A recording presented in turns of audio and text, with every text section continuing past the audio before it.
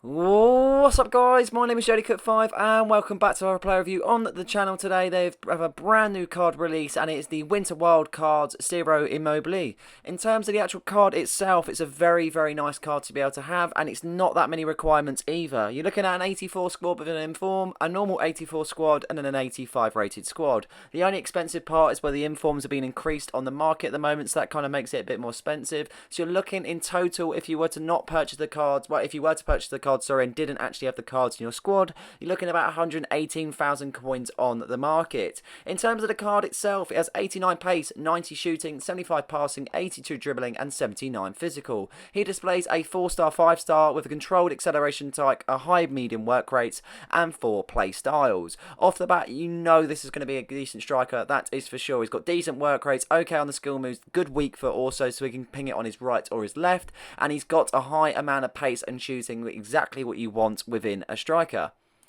The only alternative position he displays is a centre forward role. I played him in the striker role, and these are his detailed stats then. So the high levels of pace you can really see there, but the shooting attributes are really interesting, to be honest. 95 position in there, he's got 94 finishing, 89 shot power, he's got 83 long shots, 88 vision, 91 penalties there also. And you go on to his dribbling and passing, it's okay, nothing really to scream about on that side. It's not good on the agility side, but good on the balance. Okay reactions there, being 88 there also. The physical side isn't too bad, and he's actually got good heading. So he's got 90 heading, 92 jumping to go with it. Okay stamina 84, 77 strength and 76 aggression.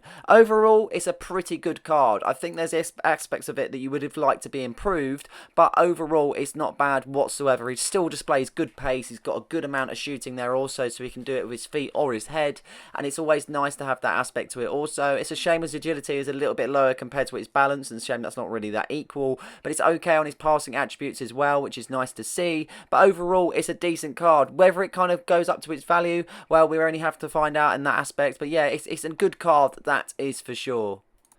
In terms of his playstyles, I mentioned at the start of the video, he offers 4 playstyles, one of them being his first touch on his ball control, and he's got 3 on his scoring, one of them being the power header, one of them being the finesse shot, and one of them being the power shot plus. These are really good attributes to have, especially being a striker. He's obviously got a good heading stat already, so he's got the power header to go with it, he's got good shooting stats, he's got the finesse to go with it, and he's got the power shot plus also, which performs power shots much faster with a significant increase in speed. For one, I'm not one that really uses power shots. I'm not too sure if you guys do. Let me know down in the comments if you actually do, but I'm not one to really use this sort of play style, so in my opinion it's a little bit wasteful. I would prefer something that improves his pace, or it's another aspect to his game that improves. I feel like if you don't use the power shot plus and you don't actually affect that in game, then it doesn't really have any sort of say, in honesty. But it's up to you. If you're something that use that, then fair play, in honesty, and it will work to your abilities, that is for sure.